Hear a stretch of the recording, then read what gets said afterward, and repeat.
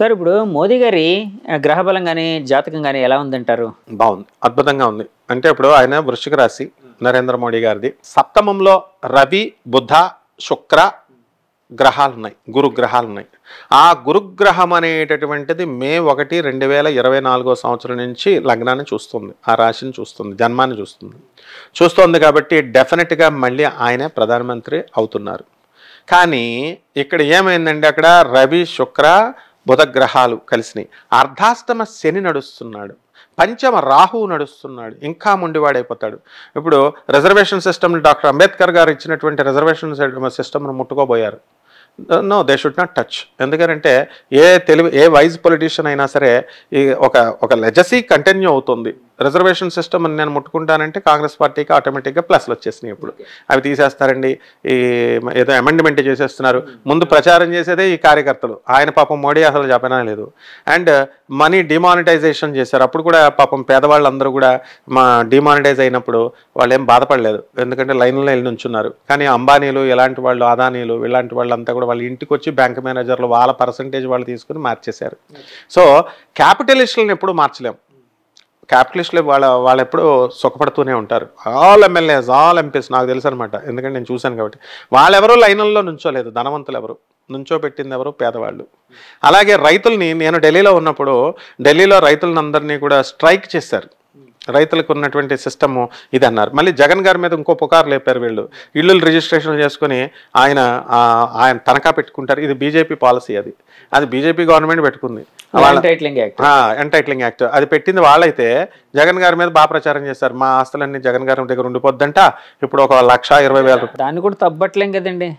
అంటే ఎందుకంటే రాజకీయ పార్టీలు ప్రతిదాన్ని ఒక ప్రచారాస్త్రంగా తీసుకుంటాయి. అది ఆ ప్లేస్ లో ఒకవేళ నమ్మేస్తారు. అది కదండి, వీళ్ళుంటే వాళ్ళు, వాళ్ళుంటే వీళ్ళు. సో ఎవరికి దొరికిన అస్త్రాన్ని వాళ్ళు ప్రయోగించుకున్నారు, అంతే కదండి. అందుకనే ప్రజలు ఏంటంటే విజ్ఞత పెంచుకోవాలా, విజ్డమ్ పెంచుకోవాలా. ఏది ప్రచారం చేసినంత మాత్రాన ప్రతి ఒక్కరిని నమ్మకూడదు ఎవడు. అందుకనే సత్సంగత్యే నిస్సంగత్వం, నిస్సంగత్వే నిర్మోహత్వం, నిర్మోహత్వే నిశ్చలతత్వం, నిశ్చలతత్వే జీవన్ముక్తి అన్నారు. అంటే సత్పురుషులతో తిరగాల, మంచి వాళ్ళతో తిరగాల. అప్పుడు మంచి వాళ్ళతో ఉన్నప్పుడు సత్సంగత్వే నిస్సంగత్వం, డిటాచ్మెంట్ వస్తుంది. డిటాచ్మెంట్ వచ్చినప్పుడు నిర్మోహత్వం వచ్చినప్పుడు దేని మీద ఆసక్తి ఉండదు. నేను ఎంత సంపాదించాలా, ఎన్ని వేల కోట్లు. ఇప్పుడు కోట్ల రూపాయలు ఎగ్గొట్టిన వాళ్ళు చంద్రబాబు నాయుడు పక్కన లేరా? ఇప్పుడు ఎంపీలు వీళ్ళంతా లేరా కొంతమంది? మరి నరేంద్ర మోడీ గారు నేను విజయమాలవ్యాన్ని తీసుకొచ్చేస్తానన్నారు. ఎక్కడ విజయమాలవ్య? జీరో అకౌంట్ అందరి చేత ఓపెన్ చేయించి డిస్ట్రిబ్యూషన్ చేస్తానన్నారు. ఇవేం అడగరు ప్రజలకు కావాల్సింది ఏంటంటే అంటే ప్రజలకి మతిమరుపు ఎక్కువ అంటారా? మతిమరుపు కాదు, అవకాశ తత్వం. అందులో south India most selfish. South Indians most selfish. అందులో తెలుగు వాళ్ళు ఎంతసేపు మీరు చూడండి, ఇంజనీర్లు అవ్వాలా, డాక్టర్లు అవ్వాలా, ఇంతే తప్ప అవతల వాడు నార్త్ ఇండియన్స్ దేశం కోసం ఆర్మీలో చేరుతున్నారు. సౌత్ ఇండియాలో నాకు చూపించండి చేరేవాళ్ళు. పంజాబ్లో ప్రతి ఒక్కడు నేను వెళ్తానని చెప్పేసి వెళ్తాడు. అందుకే సర్దార్జీలు ఎక్కువ ఉంటారు, వాళ్ళకి త్యాగం అనేది వాళ్ళ రక్తంలో ఉంది. ఆంధ్రప్రదేశ్ ప్రజలంతా కూడా సెల్ఫిష్, తెలుగు ప్రజలు, సౌత్ ఇండియన్ ప్రజలు. అందుకని వీళ్ళు ఏం చేస్తారంటే మనకెందుకు. ఇప్పుడు పూజలు చేస్తూ ఉంటారండి. పూజలు అంటే కుంకుమాలు వేసేయడం, అగరత్తులు పెట్టేయడం, చేసేయడం, ఇది దేవుడి పూజ. భజన బాగా అలవాటు కదా మనకి. రాజకీయ నాయకులను జగన్ గారు మీరు ఎంత గొప్ప, చంద్రబాబు నాయుడు గారు ఇంత గొప్ప, నేను కూడా అదే కదా చేస్తున్నాను, వాళ్ళిద్దరినే కదా పొగుడుతున్నాం. అలా అయితే పక్కనున్నటువంటి ఒక ఆడపిల్లకి ఎవరైనా కనుక అవమానం చేస్తున్నారనుకోండి, రౌడీ మొక్క, వీళ్ళు వెళ్ళి రక్షించరు. ఒక చిన్నపిల్లాన్ని మోసం చేస్తుంటే రక్షించరు. విందు వినోద కార్యక్రమాలకి చక్కగా పెళ్లి, 20 లక్షలు పెడుతున్నారంటే వెళ్తారు. కానీ పోలీస్ స్టేషన్కి ఎవరు సాక్ష్యం చెప్పడానికి రారు, కోర్టుకు రారు. సో ఇటువంటి పక్క వాళ్ళని అడగరు అన్నమాట. That is the thing. అందువలన ఉదాసీన దోషం. సార్ మీరు 3 పార్టీలు కలవాలి అని చెప్పి అప్పుడెప్పుడో ఒక వీడియో మీరే ప్రపోజ్ చేసింది. అంటే ఏ విధంగా మీరు ఆ ఐడియాలజీని తీసుకుని వచ్చారు? ఏంటి అంటే గ్రహ బలాలు, జ్యోతిష్యాలు ఇవన్నీ పరిశీలించా? ఎగ్జాక్ట్లీ. ఎందుకనంటే ఇప్పుడు ఎలక్షన్ రఫ్గా ఏ సమయం వస్తుందండి అంటే వైఎస్ఆర్ పార్టీ వాళ్ళు 7th and 8th అనుకున్నారు ఫస్ట్లో. ఈ డేట్స్లో వస్తుంది 6th, 7th, 8th. ఆ తర్వాత అనుకోకుండా అది 13వ తేదీకి వెళ్ళింది అనుకుందాం ఆ రఫ్గా. ఆ తర్వాత అప్పుడు ఉన్నటువంటి గ్రహ బలాలు చంద్రబాబు నాయుడు గారిది, పవన్ కళ్యాణ్ది, జగన్ గారిది అన్ని బేరీజ్ వేసుకుంటే మోడీ గారిది కలిస్తేనే తప్ప, హస్తం కలిస్తేనే తప్ప, అంటే మోడీ గారి చెయ్యి కలిస్తేనే తప్ప అవదు. అలాగే పవన్ కళ్యాణ్ గారు చరిష్మా యాడ్ అవ్వాలి దానికి.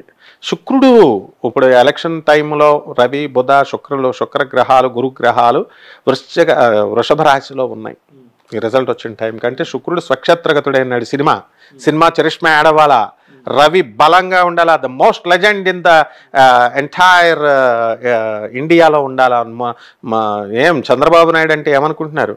ఢిల్లీలో వెళ్ళినప్పుడు ఆటో వాడి కూడా ఏమని అడుగుతాడు, how is your Chandrababu Naidu అంటారు. అంటే చంద్రబాబు నాయుడు అనగానే గుర్తుపడతారు. ఇప్పుడు కాదు, నేను స్టూడెంట్గా ఉన్నప్పుడు, నేను ప్రొఫెసర్ని అయిన తర్వాత మేము ఢిల్లీ వెళ్తూ ఉంటాం కదా, అప్పుడు చంద్రబాబు నాయుడు అంటే వెంటనే గుర్తుపట్టేస్తారనమాట. అంత గొప్ప పేరు తెచ్చుకున్నాడు. ఇప్పుడు మన పుష్ప సినిమా అంటే ఎలాగా ఉజ్జయిని మన మహాకాళి గుడికి వెళ్ళినప్పుడు అమ్మవారి మేము కళలు పెట్టడానికి మిగతా పండితులతో వెళ్ళినప్పుడు అక్కడ పుష్ప అన్నాడు హైదరాబాద్ అనగానే. అలా వాళ్ళు ఏంటంటే చంద్రబాబు నాయుడు గారికి అది ఉంది కాబట్టి వీళ్ళంతా కూడా మూడు కలిస్తే తప్ప ఇంపాసిబుల్, జగన్ని టచ్ చేయడం కూడా ఇంపాసిబుల్ అవ్వను. ఏమండి యాక్చువల్గా చంద్రబాబు నాయుడు గారు ఒక విజనరీ పర్సన్ ఇట్లా కానీ చాలా మంది చెప్తూ ఉంటారు. అందరూ అంటే ఆయనలో ఉండే గొప్ప క్వాలిటీస్ కోసం చెప్పాల్సి వచ్చినప్పుడు అది పక్కగా చెప్తారు. సైబరాబాద్ అనే దాన్ని ఒక ఇమేజిన్ చేసి ఆయన మొదలు పెట్టారు. తర్వాత వచ్చిన గవర్నమెంట్లో ఆయనే నిర్మించారు. అంటే ఆయన చెప్పుకుంటూ ఉంటే చాలాసార్లు గేల్ చేసిన ఉదంతాలు కూడా ఉన్నాయి. అంటే ప్రతిపక్షాలు వైరిపక్షాలు. సరే అదంతా నేను పక్కన పెట్టేస్తాను. అంటే నేను అనేది ఆయన విజన్ కోసం. అట్లాగా ఒక సైబరాబాద్ని ఇక్కడ నిర్మించినంత ఇదిగా ఆంధ్రప్రదేశ్లో ఆయన అలాంటిది ఏమైనా నిర్మించే అవకాశం ఉందని మీ గ్రహ బలం ద్వారా ఆయన జ్యోతిష్యం ఆయన జాతకం చూసిన వ్యక్తిగా పరిశీలించిన వ్యక్తిగా ఏమైనా చెప్పగలరా? డెఫినెట్గా ఉంది. ఆయన ఎప్పుడో చెప్పాడు సింగపూర్లో చేస్తానంటే వీళ్ళు నవ్వారు. ఇప్పుడు నేను ఐఏఎస్ రాస్తాను అని ఒక వ్యక్తి చెప్తాడు కుర్రాడు. వీళ్ళకి రాదు కాబట్టి పక్క వాళ్ళు నువ్వు ఐఏఎస్ రసిస్తావా ఐఐటి రసిస్తావా అని నవ్వేవారు. మరి ఇప్పుడు నారాయణ శ్రీ చైతన్యాలు వచ్చిన తర్వాత వరుస పెట్టి సౌత్ ఇండియా నుంచి ఐఐటీలు వెళ్ళేవాళ్ళు వీళ్ళే. అలాగే ఐఏఎస్లు రాసినప్పుడు ఐఏఎస్లు అవుతారా అని అన్నారు. వరుస పెట్టి మన తెలుగు వాళ్ళు ఒకడో ఇద్దరో పాస్ అయ్యేవారు. నా friend railway general manager FA&CAO Hubli division N Srinivasaraju ఉన్నాడు. వాళ్ళ కూతురు ఐశ్వర్యాని మన యూనివర్సిటీలోనే చదివింది, కెమికల్ ఇంజనీరింగ్ చదివింది. చదివిన తర్వాత ఆ అమ్మాయి కొట్టి చూపించింది 649th ర్యాంక్. ఐశ్వర్య నెల్లి శ్యామ అంటే తనని 2 సార్లు ఫెయిల్ అయింది, వదిలేదు. కెమికల్ ఇంజనీరింగ్లో చేరమంటే కెమికల్ ఇంజనీరింగ్లోనే చేరారు. కాలేజ్ కావాలనుకుంటే గ్రూప్ని వదిలేసేయండి, కాలేజ్ కావాలి. ఇప్పుడు అందరు నాకు కంప్యూటర్ సైన్సే కావాలా, కంప్యూటర్ సైన్సే కావాలంటారు. ఏమి ఆమె కంప్యూటర్ సైన్స్ చేసిందా అంటే మనము నమ్మకం అనేది ఉండాలి. చంద్రబాబు నాయుడు గారి దగ్గర ఉన్న గొప్పతనం ఏంటంటే గ్రహస్థితి రీత్యా కూడా ఆయన అద్భుతాలు సృష్టించగలడు. ఇప్పుడు ఖచ్చితంగా ప్రజా సహకారం మిగతా పార్టీల సహకారం కనుక ఉన్నట్లయితే ఆయన ఈరోజు చెప్పడం ఏంటి అప్పుడే చెప్పాడు నేను సింగపూర్లో తయారు చేస్తానంటే వీళ్ళు వెకిల్ నవ్వులు నవ్విలారు. వెకిల్ నవ్వులు నవ్వి ఆయన డిస్కరేజ్ చేస్తే ఆయన ఏం చేస్తాడు? కాబట్టి ఇది ఆయన కూడా రిమార్కబుల్గా ఉండాలి అని కేసీఆర్ గారు ఎలాగైతే అసెంబ్లీని పడగొట్టేసి నా మార్క్ అనేది ఉండాలి అని ప్రతి ఒక్కళ్ళు ట్రై చేస్తారు. ఎందుకంటే భూమిని వదిలేసి వెళ్ళిపోవాల్సింది ఎవరైనా. వాళ్ళు వెళ్ళిపోయేటప్పుడు కానీ మార్క్ ఉండాలని చెప్పి ముందు దాన్ని విధ్వంసం చేసి ఇంకోటి చేయడం అది తప్పు పని కదండి. అది వాళ్ళు చేశారు.